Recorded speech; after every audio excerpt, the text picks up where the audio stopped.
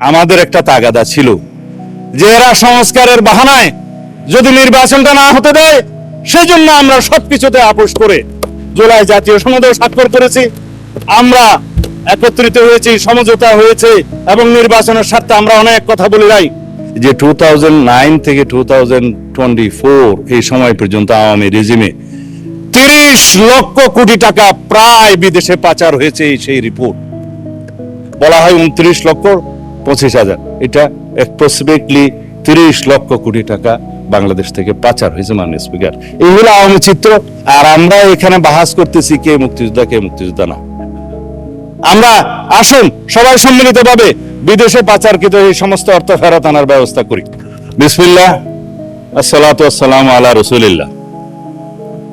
মাননীয় স্পিকার,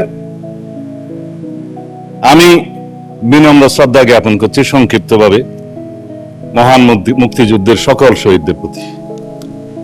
2026-এর ছাত্রগণ অভ্যুত্থানের 2024-এর ছাত্রগণ অভ্যুত্থানের সকল শহীদদের প্রতি, বাংলাদেশের সকল গণতান্ত্রিক আন্দোলনে যারা শহীদ হয়েছেন তাদের সকলের প্রতি শ্রদ্ধা নিবেদন করি। শহীদ রাষ্ট্রপতি জিয়াউর রহমানের প্রতি, যিনি এদেশের মহান স্বাধীনতার মহান ঘোষক।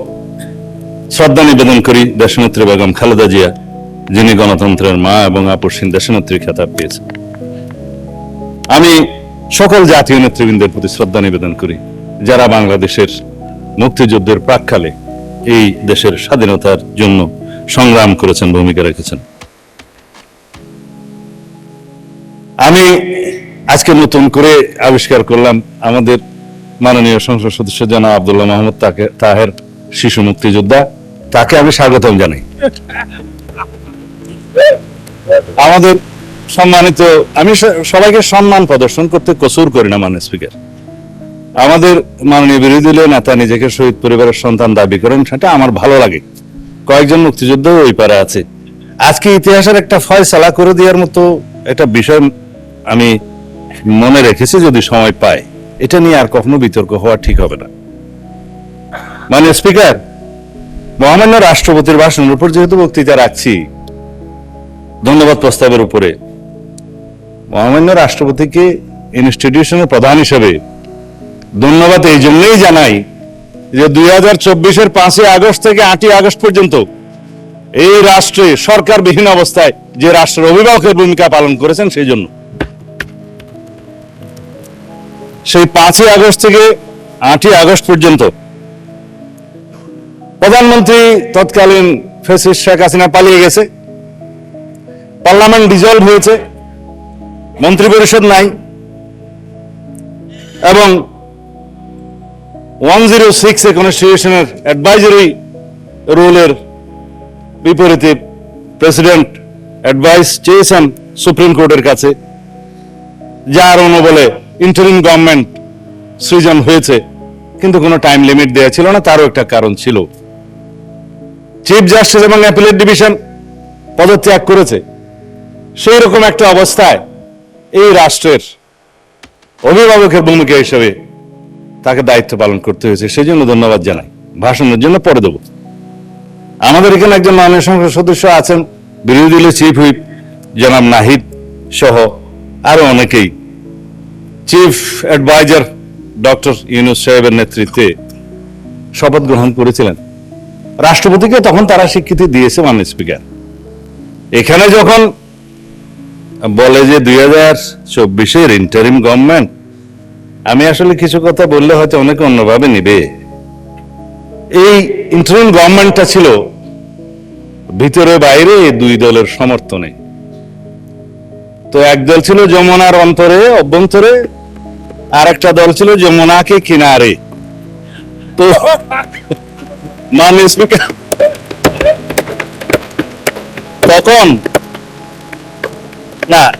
তখন তারা এখন বলতে পারে যে আগে কি সুন্দর দিন কাটাইতাম, এখন নাই। আমি এই ভাষায় বলতে চাচ্ছি না, আগে যা ভালো ছিল তা হঠাৎ করে এখন মন্দ হলো কিভাবে, এটা স্ববিরোধিতা। মাননীয় স্পিকার, এর বেশি বলতে চাই না। আমার নতুন দলের নতুন বন্ধুরা নতুন বন্দোবস্তের নতুন রাজনীতি করছে, পুরানো বন্দোবস্তের আদলে জুলাই যোদ্ধারা আওয়ামী যোদ্ধার সাথে সাক্ষাৎ মোলাকাত করতে যায় চট্টগ্রামে, আমি বলতে চাচ্ছি না, এটা আমার বলা ঠিকও না। সুতরাং বন্দোবস্ত নতুন হলে রীতিনীতি সৌরত আদলও নতুন হতে হবে। এটা মানে স্পিকার, আমি অনুরোধ করব যাতে এগুলোতে কেউ মনে না করে আর কি। যাই হোক, সেই অন্তর্বর্তীকালীন সরকারের মেয়াদ তো একটা অনির্ধারিত না হলেও এটা নির্ধারণ জনগণ করে দিয়েছিল। কেউ কেউ নির্বাচন তখন চায় নাই, কিন্তু নির্বাচন আদায় করে নিতে হয়েছে। মানে স্পিকার, এখানে সেটা দেশের ইতিহাস সাক্ষী দিবে। তো সুতরাং ওই 4 দিনের সরকার, 4 দিনের দুনিয়া, তখন বলতে গেলে যে ও उम्र दराज मांग के लाए थे 4 दिन, 2 अर्जों में काट गए, 2 इंतजार में, তখন খতম হবে। তো এটা হচ্ছে শের, আমার কথা না। এখন আমি বাস্তবে আসার জন্য বলছি, আমরা একটা গণতান্ত্রিকভাবে নির্বাচিত সরকার, একটা ঐতিহাসিক নির্বাচন হয়েছে, সারা বিশ্ব স্বীকৃতি দিয়েছে। যারা ইলেকশন অবজারভার্স এসেছিলেন ইইউ সহ সমস্ত দুনিয়া থেকে, তারা সবাই বলেছে বাংলাদেশে একটা সুষ্ঠু শান্তিপূর্ণ নির্বাচন হয়েছে। গত পরশুদিন ইইউর নির্বাচন পর্যবেক্ষণ মিশনের চূড়ান্ত প্রতিবেদন দাখিল হয়েছে, আমাদেরকেও দিয়েছে, মাননীয় বিরোধী দলীয় নেতার কাছেও দিয়েছেন। তো তারা বলেছেন নির্বাচন বিশ্বাসযোগ্য, কোনো ইঞ্জিনিয়ারিং দেখা যায়নি। গতকালকের পত্রিকা 1টা 2টা 3টা, আমার কাছে আর বেশি পত্রিকা নাই। কিন্তু মাননীয় বিরোধী দলীয় নেতা এক জায়গায় শিকায়েত করেছেন যে হ্যাঁ, বিএনপি সংস্কারের বিষয়ে টালবাহানা করছে। তা আমি এখন পত্রিকাগুলো ফেলে দিলাম। তিনি আবার বলেছেন যে কোনো দলিল পত্র কাগজ ছাড়া, স্পেসিফিক কোনো কিছু ছাড়া যেন কথা না বলি, কয়েকদিন আগেও বলেছেন। আমি যা বলতে চেয়েছিলাম সেটা বলতে গেলে অনেক সময় লাগবে, বলতে পারছি না। তারপরেও বলি, মানে স্পিকার, এখানে তো ইতিহাস চর্চা অনেক হয়েছে, তো ইতিহাসের আকাশে তো অনেক তারা। বলেছেন 1947-এ মাওলানা মওদুদী সাহেব পাকিস্তানকে চেয়েছিলেন। এইটা মাননীয় স্পিকার, আজকে এত বছর পরে, কত বছর হলো তো জানি না, এখন 47 থেকে 2000, তারপরে 25, বোধহয় 75 বছরের বেশি হয়ে গেল, 78 হয়ে গেছে। আজকে এই নতুন ইতিহাসটা আবিষ্কার করার জন্য আমি ধন্যবাদ জানাচ্ছি। এখন 1971 সালকে ভালো লাগে না সেটা আমরা বলতে চাই না, কেন ভালো লাগে না সেটা আমরা জানি, কিন্তু 72-এর সংবিধান, 71-এর ইতিহাস, সবকিছুকে এখন স্বীকৃতি দিতে হচ্ছে। আমি বিরোধী দলীয় নেতৃবৃন্দকে অসংখ্য ধন্যবাদ জানাই যে আপনারা মুক্তিযোদ্ধাদের ধারণ করেছেন, নিজেরা মুক্তিযোদ্ধা দাবি করছেন এবং মুক্তিযুদ্ধের সেই ইতিহাসকে আপনারা স্বীকার করছেন। সেজন্য দালিলিকভাবে কথা বলি, জাতীয় মুক্তিযোদ্ধা কাউন্সিল বিল গত কয়েকদিন আগে পাশ হয়েছে। এটা ইতিহাস, রেকর্ড, এই পার্লামেন্টের এই লেজিসলেশন সাক্ষী দিবে। আমাদের সকল বিরোধী দলীয় নেতৃবৃন্দ বসা ছিলেন, নার পক্ষেও ভোট দেয় নাই, হার পক্ষেও ভোট দেয় নাই। এনসিপির বন্ধুরা হার পক্ষে ভোট দিয়েছে, সত্য কিনা বলতে পারে। এখানে কি লেখা আছে? সাব্যস্ত ঐতিহাসিকভাবে, এই আইনগতভাবে, উভয় পক্ষের স্বীকৃতি পাবে লেখা আছে, বাংলাদেশের মহান স্বাধীনতা অর্জনের লক্ষ্যে পাকিস্তানের বিরুদ্ধে যুদ্ধ লিপ্ত হইয়া হানাদার ও দখলদার পাকিস্তানি বাহিনী এবং তাহাদের এই দেশীয় সহযোগী রাজাকার, আল বদর, আল শামস, তৎকালীন মুসলিম লীগ, জামাত ইসলামী, নিজামী ইসলাম এবং দালাল ও শান্তি কমিটির বিরুদ্ধে মুক্তিযুদ্ধে সক্রিয় অংশগ্রহণ করিয়াছেন। এই সকল বেসামরিক নাগরিক উক্ত সময়ে যাহাদের বয়স সরকার কর্তৃক নির্ধারিত নিম্ন বয়সের সর্বনিম্ন বয়সের মধ্যে এবং সশস্ত্র বাহিনী, east Pakistan rifle, EPR, police বাহিনী, মুক্তি বাহিনী, প্রবাসী বাংলাদেশ সরকার ও উক্ত সরকার কর্তৃক স্বীকৃত অন্যান্য বাহিনী, নৌ কমান্ডো, কিলো ফোর্স, আনসার সদস্য এবং বাংলাদেশের নিম্ন বর্ণিত নারীগণ, নাগরিকগণ বীর মুক্তিযুদ্ধে অন্তর্ভুক্ত হইবেন। তার মধ্যে বীরাঙ্গনা হয়েছে, নার্স, ডাক্তার, চিকিৎসকদেরকেও বলা হয়েছে। এটার নাম হচ্ছে বীর মুক্তিযোদ্ধার ডেফিনিশন। ইতিহাস সাব্যস্ত হয়ে গিয়েছে, সম্মত হয়েছে। এটা নিয়ে যেন আর কখনো বিতর্ক আমরা না করি জাতীয়ভাবে, এই অনুরোধ থাকলো। বিভক্তি আর চাই না, স্বীকৃত দলিল। মুক্তিযুদ্ধের ডেফিনিশনে কি বলা হয়েছে? 1971 খ্রিস্টাব্দে 26 মার্চ থেকে 16 ডিসেম্বর পর্যন্ত একটি স্বাধীন গণতান্ত্রিক রাষ্ট্র হিসাবে বাংলাদেশের জনগণের জন্য সাম্য ও মানবিক মর্যাদা ও সামাজিক ন্যায় বিচার প্রতিষ্ঠার আকাঙ্ক্ষায় হানাদার ও দখলদার পাকিস্তানি সশস্ত্র বাহিনী এবং তাহাদের সহযোগী রাজাকার আল বদর আল শামস তৎকালীন মুসলিম লীগ, জামাত ইসলামী, নিজাম ইসলাম এবং দালাল ও শান্তি কমিটির বিরুদ্ধে পরিচালিত যুদ্ধ, যাহার নাম মুক্তিযুদ্ধ, সাব্যস্ত হয়ে গিয়েছে। ফেলে দিলাম মাননীয় স্পিকার, আর কখনো কথা বলার প্রয়োজন নাই।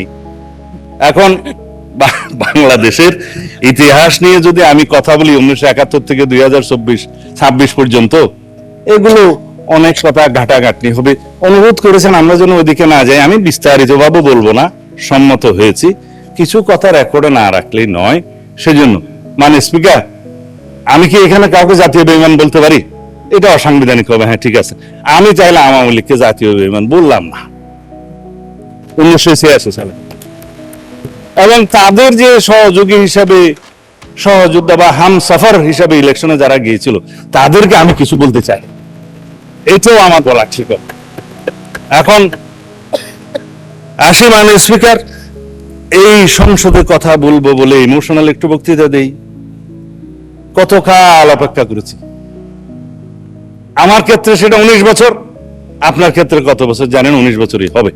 মাঝখানে এই সময়গুলোর মধ্যে কত পানি গড়িয়ে গেছে মানে স্পিকার, কত সংগ্রাম, কত ত্যাগ, কত রক্তদান, গুম খুন। আমি নিজে গুম হয়ে নির্বাসনে থেকেছি 9.5 বছরের মতো, বিদেশে গিয়ে জেল খেটেছি। আজকে এগুলো নিয়ে আন্ডারমাইনিং করে যারা করে, তারা কেউ কেউ বিদেশে বসে করে, কেউ দেশীয় দোসররা করে কি কারণে? আমাদের ডেমোক্রেটিক স্ট্রাগলটাকে যারা আন্ডারমাইনিং করার চেষ্টা করে, তারা বাংলাদেশের এই ছাত্র গণ অভ্যুত্থানের ইতিহাসকেও হয়তো একদিন কলঙ্কিত করবে। এককভাবে কেউ কোনো সংগ্রামে জয়ী হয় নাই। 2024 ছাত্র গণ অভ্যুত্থানের ভিত্তি সোপান একদিন নির্মিত হয় নাই। আমরা জানি এই গণতান্ত্রিক সংগ্রামে আমরা বলা হয় যে মুক্তির মন্দিরে সোপানতলে কত প্রাণ হলো বলিদান লেখা আছে অশ্রু জলে। তারপরে কি আছে মানে স্পিকার, যারা স্বর্গগত তারা আজও জানে যে স্বর্গ থেকে প্রিয় মাতৃভূমি। এগুলো সব কবিতা, গান। আমি হয়তো ঠিকভাবে বলতে পারছি না, বাট ইমোশনালি এই কথাগুলো বলতে হচ্ছে এই কারণে, যারা গুম হয়ে আজও ঘরে ফিরেনি, তাদের জন্য অপেক্ষা করছে ইলিয়াসের সন্তানেরা। তার সঙ্গিনী এখনো বাতায়ন খুলে বসে থাকে তার স্বামী কোনোদিন আসবে বলে। আমরা তাদের কাছে কি জবাব দেব? আমার স্ত্রী সন্তানরা যেমন একটা আমার অনিশ্চিত জীবনের সময় অপেক্ষা করেছে, আমি বুঝি সেই ব্যথা। আর কেউ বুঝুক বা না বুঝুক, কবরের মতো একটা জায়গায় 5 ফিট বা 10 ফিটের জায়গায় ছিলাম। আমাদের এখানে আরো অনেক সহপাঠী আছে, সহকর্মী আছে, যে ব্যারিস্টার আরমান আছে, আর অনেকে আছে যারা সেই গুমের শিকার হয়েছে, যারা ফাঁসির কাস্টে ছিল। তাদেরকে কি জবাব দেব? আসুন আমরা এমন একটা বাংলাদেশ বিনির্মাণ করি যার প্রত্যাশা আমাদের শহীদরা করেছেন, যার আকাঙ্ক্ষা আমরা করেছি, যার আকাঙ্ক্ষা 71-এর শহীদরা করেছেন। এখন 2024-এর বিষয়ে আমার তরুণ বন্ধু সংসদ মাননীয় চিফ হুইপ বিরোধী দলের বলেছেন, আমি কিছু পয়েন্ট নোট করেছিলাম, আমার সৌভাগ্য হয়েছিল তার বক্তৃতা শোনার। আমি অ্যাপ্রিসিয়েট করি, আমরা এমন পার্লামেন্টারিয়ানদেরকে চাই যারা ভবিষ্যতে এই পার্লামেন্টকে লিড করবে, গ্রুমিং হবে। তবে কিছু কথা বলতেই হয়, কারণ মানে স্পিকার, এখানে শিকোয়া আর শেকায়েতের ছড়াছড়ি হয়েছে। আমি শুধু জবাবে শিকোয়া করতে চাই, তার মধ্যে যদি কিছু বলা হয়ে যায় তাতে আমাকে ক্ষমা করবেন। তিনি বলেছেন বিএনপি জুলাই সনদ থেকে সরে গিয়েছে। মানে স্পিকার, বিএনপি জুলাই সনদ থেকে সরে যায় নাই, বিএনপি জুলাই সনদকে আঁকড়ে ধরেছে। দেখেন কত বড় বই, এইখানে যারা দস্তখত করেছে, এটা হাতে লেখা অরিজিনাল বুক। এর মধ্যে 30টা পার্টির মধ্যে 4টা পার্টি সই করে নাই, 26টা পার্টি সই করেছে। আমার ছোট বন্ধু এই নাহিদ সাহেবরা সই করেছেন 16/2/2026 সালে। এটা ফটোকপি ওখানকার, লেখা আছে নোট অফ ডিসেন্ট ব্যতিরেকে গণভোটের গণরায়ের সিদ্ধান্তের পূর্ণাঙ্গ বাস্তবায়ন সাপেক্ষে। কেন এই নোট অফ ডিসেন্টের মধ্যে মানে স্পিকার, এনসিপি জুলাই সনদের দফা 16(4), দফা 22(গ), 2 জায়গাতে নোট অফ ডিসেন্ট তারা দিয়েছে। এখন যারা নোট অফ ডিসেন্ট দিয়েছে তারা তো স্বীকৃতি দিলেই যে নোট অফ ডিসেন্ট দেওয়া জায়েজ, আবার সই যখন করছে তখন বললো যে নোট অফ ডিসেন্ট ব্যতিরেকে গণভোট। সরে কারা গেল মানে স্পিকার? দালিলিক ভাবে বললাম, আপনারা সরে গিয়েছেন। আমরা সরে যাইনি। এখন গণরায়, গণভোট, জুলাই আদেশ, জুলাই জাতীয় সনদ এগুলোর বিষয়ে আমি অনেকবার ভাষণ দিয়েছি, এখানে, ঘরে, বাইরে, সংসদের বাইরে। হয়তো আমার দুর্ভাগ্য বোঝাতে পারিনি, কিন্তু জুলাই আদেশ এবং জুলাই সনদ এই বিভ্রান্তি চিরতরে মিটে যাক। যে আদেশটা হয়েছে সেই আদেশটা হচ্ছে, এটা যদি আমাদের অনেক বন্ধুরা এখানে মাহমুদুল ইসলামের কনস্টিটিউশনাল লটা নিয়ে আসেন, ব্যারিস্টার সাহেবরা খুলে দেখবেন 490 নম্বর পৃষ্ঠায় লেজিসলেচার সেকশনে কাকে বলা হয়েছে কালারেবল লেজিসলেশন এবং ফ্রড অন দি কনস্টিটিউশন। কিভাবে পার্লামেন্টের যেটা এখতিয়ার নাই, ডাইরেক্টলি অর ইনডাইরেক্টলি পার্লামেন্ট যদি সেরকম কোন লেজিসলেশন করে সেটা হবে colourable legislation and fraud on the constitution. অনেক ব্যারিস্টাররা আছে, দেখতে পারেন কোন 3rd এডিশনে বোধহয় 490 পেজ কনস্টিটিউশনাল ল, মাহমুদুল ইসলাম খুলে দেখুন তারা কিভাবে ইন্টারপ্রেট করেছে। এটাকে বাইবেল বলা হয় কনস্টিটিউশনের, সুপ্রিম কোর্ট মানে। আমি অবশ্য বাইবেল শব্দটা এমন বলতে চাচ্ছি না। যাই হোক, সেটা কি রাষ্ট্রপতি পারে? লেজিসলেচার যখন বৈঠকে থাকবে না তখন রাষ্ট্রপতি অর্ডিন্যান্স জারি করতে পারে বটে, কিন্তু কোন অর্ডিন্যান্স দিয়ে সংবিধানের কোন কানুন, ধারা, উপধারা কোনো কিছুই বাতিল অথবা সংশোধন করতে পারেন না। Article 93 constitution. আমি কনস্টিটিউশন করলে আমার উপরে খুব বেশি খেপা হয় সোশ্যাল মিডিয়াতে আজকাল, যা বলে মাননীয় স্পিকার, এটা দেখাও যায় না, শোনাও যায় না। এই বাক স্বাধীনতার নামে যা চলছে। তিনি একটা অর্ডার করলেন, এই যে আমাদের আজকে অর্থমন্ত্রী সাহেব সেটা বলেছেন, আইনমন্ত্রী সাহেবের সমর্থন নিয়ে বলেছে যে তফসিলে, প্রথম তফসিলে সেটা বলা আছে 17 সাবসেকশন 3 পরে পারাতে বলা আছে যে 7th of April 1973 পরে কোন অর্ডার ইস্যু করার কোন এখতিয়ার রাষ্ট্রপতির রইল না। অর্ডারই যেটা না, ভয়েড ইন ইস্যু, সেই অর্ডারের উপরে কথা বলছে মাননীয় স্পিকার আমাদের বিরোধী দলীয় সদস্যরা। জনাব নাহিদ সাহেবকে আবারও ধন্যবাদ জানাই যে বলেছে রাষ্ট্রপতি অর্ডার দিতে পারে না, রেকর্ড আছে, মানি। এরপরে তিনি বলছেন যেহেতু এর উপর একটা গণভোট হয়েছে, মাননীয় স্পিকার সাদই যদি জায়েজ না হয় তাহলে পরে লিজিটিমেট হয়ে যাবে না বাকিটা। এটা হচ্ছে মোটামুটি কথা। এখন বলছে গণভোট হওয়ার কথা। হ্যাঁ, আমাদের মাননীয় সংসদ সদস্য জুনায়েদ সাকি সাহেব, আরো অনেকে এখানে যারা ঐক্যমত্য কমিশনের মধ্যে, জাতীয় ঐক্যমত্য কমিশনের মধ্যে কাজ করেছেন, সদস্য ছিলেন, বিভিন্ন পার্টিকে প্রতিনিধিত্ব করেছেন, ছিলেন, শাহাদত সাহেব, সেলিম সাহেব আছেন, আমাদের মাননীয় সদস্য তাহের সাহেব আছেন, আরো অনেকে আছেন। গণভোট হওয়ার কথা প্রস্তাব তো আমিই করেছিলাম বিএনপির পক্ষে। কিসের উপরে করেছিলাম? জুলাই জাতীয় সনদ যখন আপনারা আইনগত ভিত্তি চাচ্ছেন যে এটার একটা আইনগত ভিত্তি রচনা করার দরকার, তা আমরা বললাম যে ঠিক আছে, সার্বভৌম জনগণের কাছে যাই, তারা এই জুলাই সনদের পক্ষে আছে কিনা আমরা জেনে নেই। একটা রেফারেন্ডাম হতে পারে, রেফারেন্ডামের জন্য একটা অধ্যাদেশ হবে, হলো, সম্মত হলো। জুলাই জাতীয় সনদের উপরে গণভোট আমরা মানি। মাননীয় স্পিকার, জনগণ ভোট দিয়েছে, আমার নেতারা বলেছে যে গণভোটের পক্ষে হ্যাঁ বলুন, বলেছে। কারণ এই জুলাই জাতীয় সনদ স্বাক্ষরিত হওয়ার পরে হঠাৎ করে একটা নাজিল করলো যে জুলাই জাতীয় সনদ উইদিন ব্র্যাকেট সংবিধান সংস্কার আদেশ নামে একটা জিনিস, না বাস্তবায়ন আদেশ 2025 11 নভেম্বর সম্ভবত, কোথায় গেল বইটা, যাই হোক। এখন হ্যাঁ, এইটা হচ্ছে 13 নভেম্বর 2025। এইটা নাজিল হলো মাননীয় স্পিকার, কেউ বলেও নাই, সম্মতও হয় নাই, আলোচনাও হয় নাই। তো সেই জন্যই আমি রাষ্ট্রপতিকে জিজ্ঞেস করছিলাম, মাননীয় রাষ্ট্রপতি এই আদেশকে আপনি জারি করতে পারেন? তার উপর অনেকে ট্রল করেছে, তিনি বলেছেন যে আমি তো পারি না, আমাকে পারাচ্ছে, সেই জন্য অনেক ট্রল হয়েছে তো তাই। এখন কথা হলো যিনি ইস্যু করতেন তিনি কেন ইস্যু করলেন, সেই প্রশ্ন তাকে করেছি। এবং এই আদেশের পরে যেই গণভোট অধ্যাদেশটা দেয়া হলো, সেই গণভোট অধ্যাদেশ, আমরা তো গণভোটের জন্য অধ্যাদেশটা মানি, কিন্তু গণভোটের অধ্যাদেশের মধ্যে কি কখনো মানে স্পিকার এইরকম তফসিল দিতে পারে জুলাই জাতীয় সনদের? এই 48টা তফসিল এখানে দেয়া আছে, দিয়ে নোট অফ ডিসেন্টের কোনো পোর্শন এখানে রাখা হয় নাই। It is also a fraudulent ordinance, যে 30টা প্রভিশন আউট অফ 48। এখানে বলা হচ্ছে মাননীয় স্পিকার 4টা প্রশ্ন দেয়া হলো, সেই প্রশ্নগুলো 3 নম্বর সেকশনে আছে। সেই প্রশ্নগুলোর মধ্যে 3.5টা জুলাই সনদের সাথে সামঞ্জস্য আছে, আধাটা প্রশ্ন নাই। সেই আধাটা প্রশ্ন হচ্ছে ওই অবৈধ জুলাই আদেশের উপর ভিত্তি করে। এখন যেটা প্রথম থেকেই অবৈধ, ভয়েড ইন এবিনিশিও, এবং সেই জিনিসটার উপরে কোন রকম সম্মতি ছিল না, রাজনৈতিক সমঝোতা ছিল না, জুলাই জাতীয় সনদের যে স্বাক্ষরিত দলিল তার সাথে কোনো মিল ছিল না, এবং সেই এরকম একটা আদেশ কিভাবে অন্তর্বর্তীকালীন সরকার করতে পারে মাননীয় স্পিকার? এবং সেই প্রেসিডেন্টের কি ক্ষমতা আছে? আমরা তো জুলাই জাতীয় সনদ বাস্তবায়নের জন্য যে নোট অফ ডিসেন্টের অংশ দিয়েছে, সেই মতে আমাদের নির্বাচনী ইশতেহার আমরা উল্লেখ করেছি প্রত্যেকটা দফা, আমার সাথে নির্বাচনী ইশতেহার আছে, এবং প্রত্যেকটা দফা যেখানে নোট অফ ডিসেন্ট আছে নির্বাচনী ইশতেহার উল্লেখ করতে যে আমাদের 3 পাতা বৃদ্ধি পেয়েছে সেটার বহর।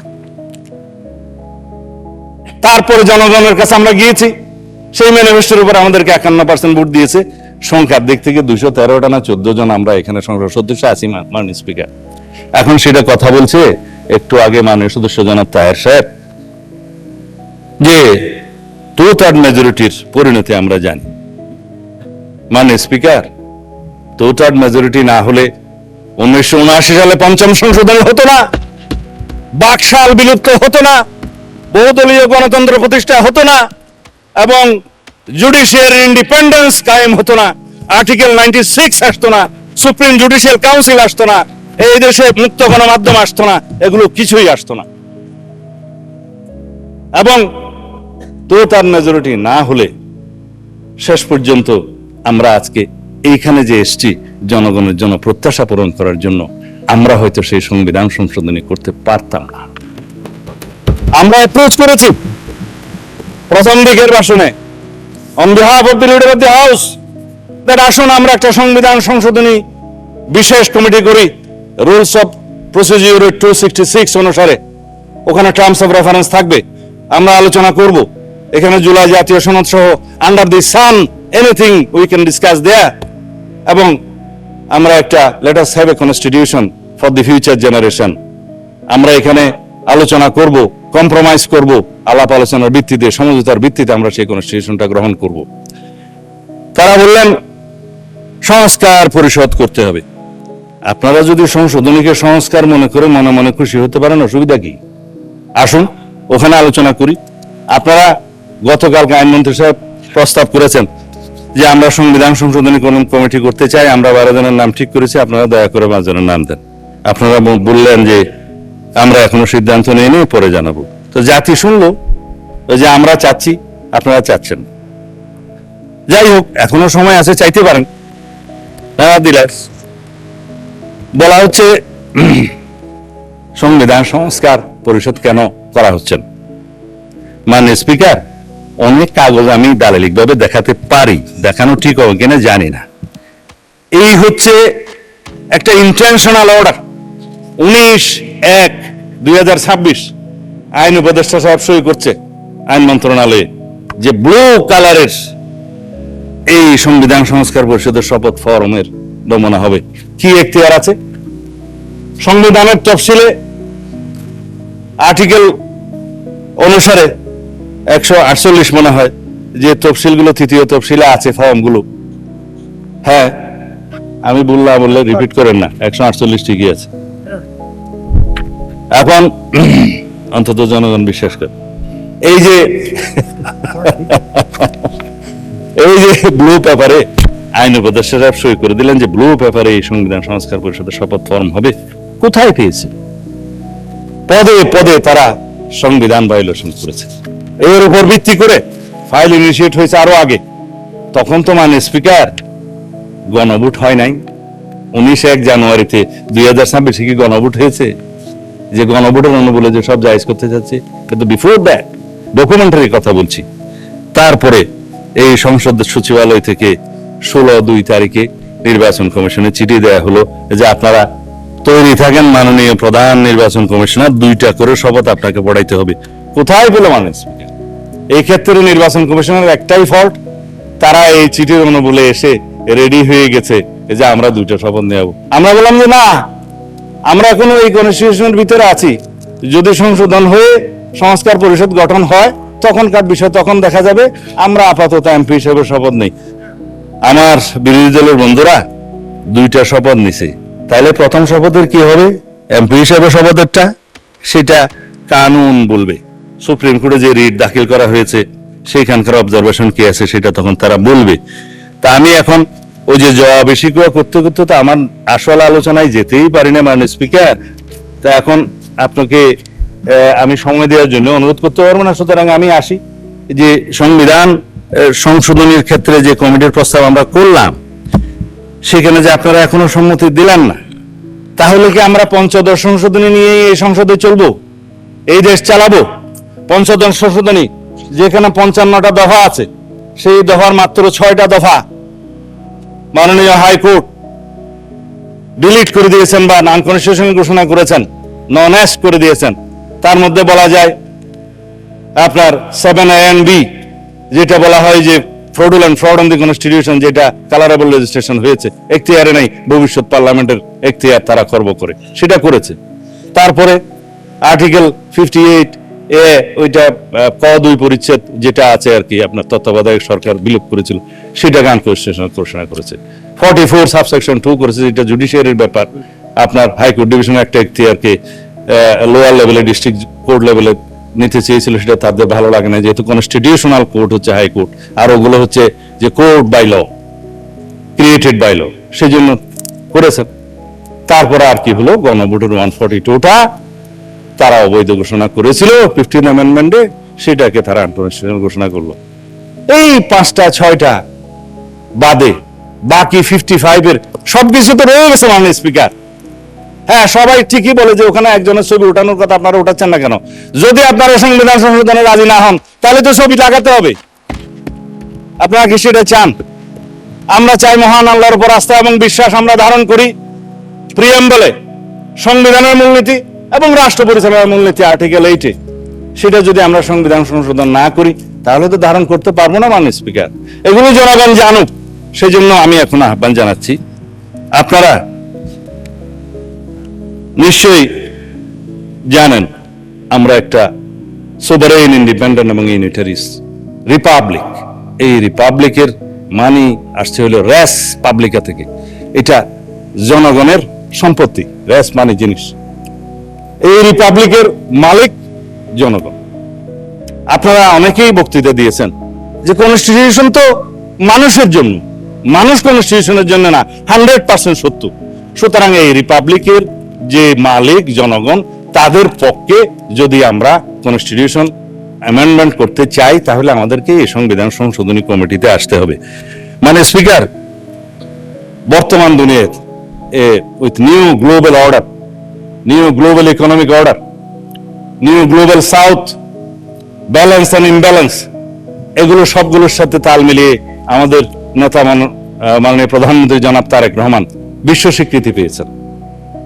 100 influential leaders of the world যে তালিকা হচ্ছে তার মধ্যে পেয়েছে। আমরা তার নেতৃত্বে আছি, আমরা পেয়েছি তার কাছ থেকে প্ল্যান।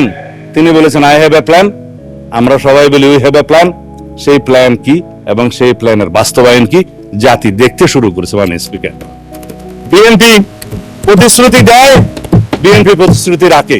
বিএনপির ইতিহাস 1971 সালের ইতিহাস, মহান স্বাধীনতার ঘোষক শহীদ রাষ্ট্রপতি জিয়াউর রহমান। বিএনপির ইতিহাস 7ই নভেম্বরের ইতিহাস, এই দেশের সংবিধান এবং এই রাষ্ট্রকে রক্ষা করার ইতিহাস। বিএনপির ইতিহাস 1979 সালে বহুদলীয় গণতন্ত্র প্রতিষ্ঠার ইতিহাস। বিএনপির ইতিহাস 1991 সালে এই দেশের সংসদীয় রাজনীতি প্রবর্তনের ইতিহাস। বিএনপির ইতিহাস 1996 সালে তত্ত্বাবধায়ক সরকার পদ্ধতি প্রতিষ্ঠার ইতিহাস। বিএনপির ইতিহাস 1990, 2024-এর ছাত্র গণ অভ্যুত্থান এবং গণ অভ্যুত্থানের মধ্য দিয়ে এই দেশের বারবার গণতন্ত্রকে রক্ষা করার ইতিহাস। মাননীয় স্পিকার, সময় তো চলে গেল, মাগরিবের আজান পর্যন্ত অন্তত যাই, আপনি তো গরিব বিচার দিতে পারেন। মাননীয় স্বরাষ্ট্রমন্ত্রী, আর 11 মিনিট পরে আজান হবে। তো ওই যে ঠিক আছে, আমি আন্দাজে বয়ান করবো না মানে স্পিকার, আর আপনি 10 মিনিটের মধ্যে শেষ করে দেন। ঠিক আছে, মাচ অবলাইজ।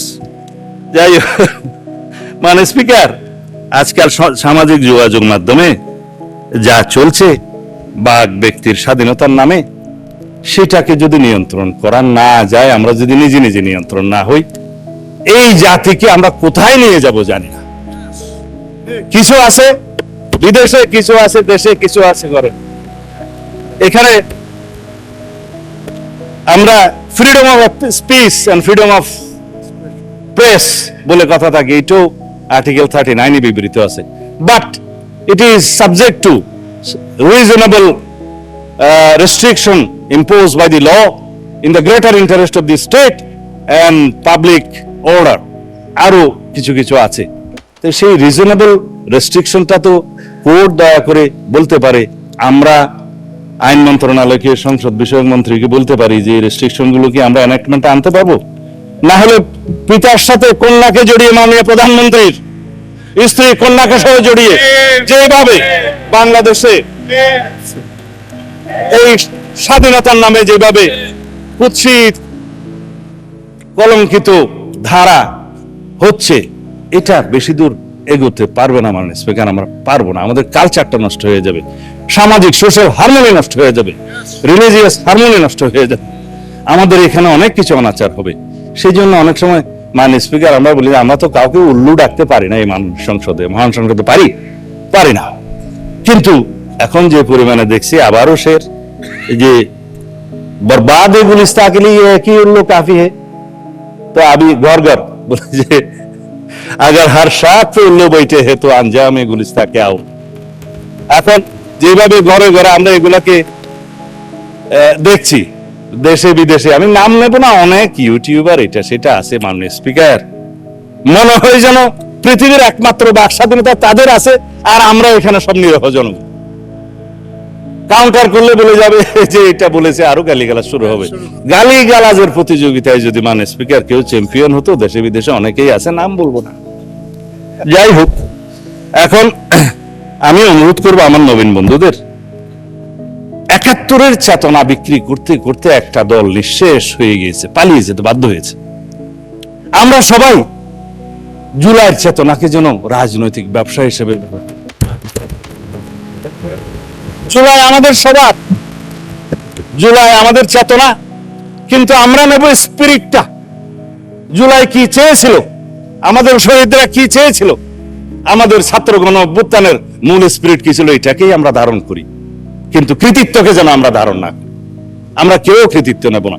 এই দেশের সকল জনগণ যারা ফেসিবাদ বিরোধী গণতান্ত্রিক আন্দোলন অংশগ্রহণ করেছে দীর্ঘ ধারাবাহিক প্রক্রিয়ায়, সেই 2009 থেকে 2024 পর্যন্ত এই রক্তের সোপান মাটি দিয়ে যারা এসেছে, সবাই এর কৃতিত্বের দাবিদার। আমরা কেউ, আমরা হয়তো কেউ কখনো সেই ধারাবাহিকতায় গুম হয়েছি, ফাঁসির কাস্টে গিয়েছি, কেউ কেউ আজও পর্যন্ত ফিরে আসে নাই, সবাই আমরা ভাগিদার। সুতরাং আমি বলবো, আমরা এই যে ইলেকশন ইঞ্জিনিয়ারিং এর কথা বললাম, এই জাতীয় বক্তব্য যেন আমরা না দিই, যেটা ইন্টারন্যাশনালি অ্যাকসেপ্টেড, সেই হিসাবে যেন আমরা যাই।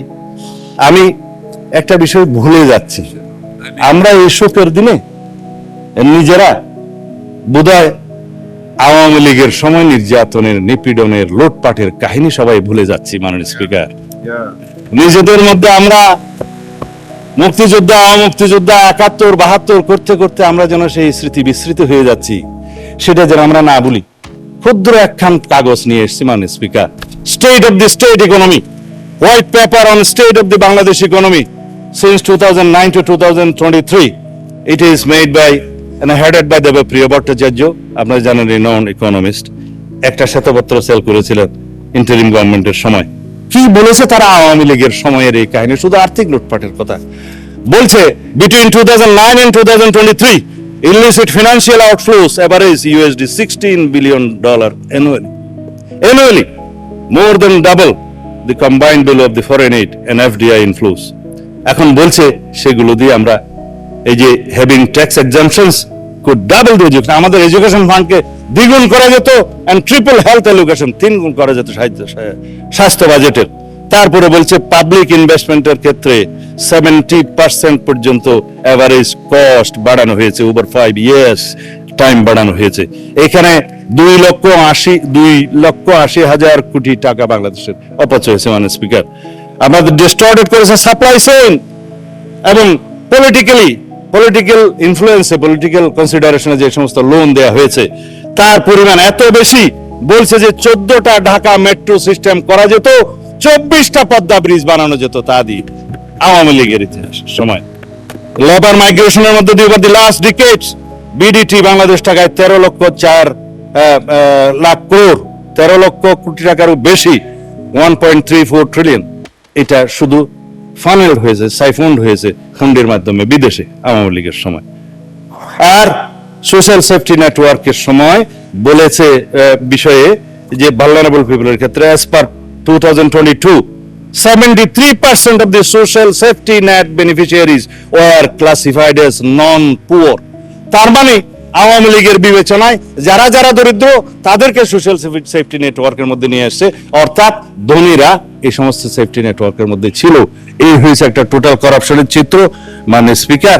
এর বেশি বলবো না, শুধু এখানে একটা মুদ্রা লাইন যে 2009 থেকে 2024 এই সময় পর্যন্ত আওয়ামী রেজিমে 30 লক্ষ কোটি টাকা প্রায় বিদেশে পাচার হয়েছে। সেই রিপোর্ট বলা হয় 29,25,000, এটা অ্যাপ্রক্সিমেটলি 30 লক্ষ কোটি টাকা বাংলাদেশ থেকে পাচার হয়েছে মাননীয় স্পিকার। এই হলো আওয়ামী চিত্র। আর আমরা এখানে বাহাস করতেছি কে মুক্তিযোদ্ধা কে মুক্তিযোদ্ধা না। আমরা আসুন সবাই সম্মিলিতভাবে বিদেশে পাচারকৃত এই সমস্ত অর্থ ফেরত আনার ব্যবস্থা করি। আজকে শুনে আরো খুশি হয়েছে মাননীয় স্পিকার যে বলে আমরা তো বিরোধী দল না। হ্যাঁ, আপনারা বিরোধী দল, আপনারা সরকারি দলে আসার জন্য কসরত করবেন, এটাই হচ্ছে নিয়ম, এটাই পার্লামেন্টের রীতি। তবে আমি জেনে আরো খুশি হয়েছি যে আপনারা শ্যাডো মিনিস্ট্রি করেছেন, ছায়া মন্ত্রিসভা করলে মানে স্পিকার দুইটা লাভ। একটা হলো যে দায়িত্ববোধ বাড়ে, আর একটা হলো যে উজিরে খামোখা অথবা মন্ত্রী ভাবের একটা সুখ পাওয়া যায়। তো আমি অভিনন্দন জানাই যে আসুন আমরা শ্যাডো মিনিস্ট্রি হিসেবে আপনারা ডিক্লেয়ার করুন, কাউন্টার পার্ট হিসেবে আমার বিপরীতে মনে হয় আমার সোজাসুজি আছে হোম মিনিস্টার সাহেব শ্যাডো। আমরা পরস্পর তথ্য বিনিময় করব, আমরা যোগাযোগ রাখবো, কথা বলবো। তবে না, আমি আপনাকে হোম মিনিস্টার খেতাব দিছে, সুখী হওয়া দরকার। তো যাই মানে স্পিকার ব্যাংকের বিষয়ে কথা বলছে, বলে যে না আমাদের কোনো ব্যাংক ট্যাঙ্ক নাই, কিন্তু আবার যখন কথা বলছে তার মধ্যে আবার কৃতিত্ব মন করছে যে কিছু সংখ্যক লোক করেছে, সেটা কৃতিত্ব নিয়েছে এসে। মানে স্পিকার ব্যাংক টাকা তো ভালো, অস্বীকার করার দরকার কি? তবে শুধুমাত্র দুষ্ট লোকেরা বলে যে কত পার্সেন্ট শেয়ার কার আছে এটা একটু খোলাসা করা দরকার। তাহলে পরে এই যে ব্যাংক দখল হয়েছে মানে স্পিকার ইন্টারিম গভর্নমেন্টের সময়, ব্যাংক দখল হয়েছে আওয়ামী লীগের সময়। দখল হয়েছে, স্টাইলটা একটু ভিন্ন ছিল মানে স্পিকার। কেউ সরকারি ইন্টেলিজেন্স ব্যবহার করে হোটেলে ডেকে নিয়ে এসে করেছে, আর কেউ সরাসরি নারায়ে তাকবীর আল্লাহু আকবার বলে নিয়েছে। স্টাইলটা ছিল দখল হয়েছে মানে স্পিকার। এখন আমি চাই না মানে মন্ত্রী শেষ করেন। আমার সময় কমে যাচ্ছে। যাই হোক মানে স্পিকার, এই সংস্কার না নিয়ে কথা বললে মানুষ আবার আমাকে গালি দিবে। ইন্টারিম গভর্নমেন্টের সময় তিনটা শব্দ খুব বেশি বাজার পেয়েছে, একটা হচ্ছে সংস্কার, আর একটা হচ্ছে বিচার, আর একটা হচ্ছে নির্বাচন। তবে নির্বাচনটা বলেছে যে সংস্কার এবং বিচার সমাপ্ত হওয়ার পরে যদি কোনো সময় হলেও হতে পারে, এইভাবে ছিল নির্বাচনের বিষয়টা। তো সংস্কারের জন্য শ্বেত শুভ্র কেশের আমার কিছু বড় ভাই বুদ্ধিজীবী বিদেশ থেকে অবতরণ হয়েছিল, নাম যেহেতু এখানে উপস্থিত নেই নিতে পারবো না মানে স্পিকার। তারা মাথায় টুপি ভর্তি করে অলৌকিক কিছু সংস্কার নিয়ে দেশে অবতরণ করলে পরে আমরা সংস্কার কমিশনে আলাপ আলোচনা করতে করতে করতে করতে এই জুলাই জাতীয় সনদটা এই পর্যন্ত প্রণয়ন হইতে হয়েছে। এখানে একটা বিষয় উঠে এসছে, মনে হয় মাননীয় সদস্য তাহের সাহেবের বক্তৃতার মধ্যে, যে নোট অফ ডিসেন্ট দেওয়ার কথা তো ছিল না সম্মতভাবে, এখানে জুনায়েদ সাহেব বক্তৃতা দিয়েছিলেন। যখন 70 অনুচ্ছেদের বিষয়টা প্রথম ডিসাইডেড হয় ঐকমত্য কমিশনের, জাতীয় ঐকমত্য কমিশনের প্রথম দিকের সবাই, তখন সবাই নোট অফ ডিসেন্ট সহ এইভাবে ঐকমত্য হলেন যে দুইটা বিষয়ে সবাই একমত। তবে বিএনপি সহ কয়টা দল আরো মনে করে সংবিধান সংশোধনী এবং জাতীয় নিরাপত্তার বিষয়টি এই 70 অনুচ্ছেদের ভিতরে থাকতে হবে। সেই দিন থেকে ডিসাইড হলো নোট অফ ডিসেন্ট সহকারে জুলাই জাতীয় সনদ প্রণীত হবে এবং নোট অন ডিসেন্ট সহকারে আপনারা স্বাক্ষর করেছেন, এখানে স্বাক্ষর আছে বড় বড় হাতের স্বাক্ষর, আমরাও স্বাক্ষর করেছি। আসুন সেই জুলাই সনদকে বাস্তবায়ন করি।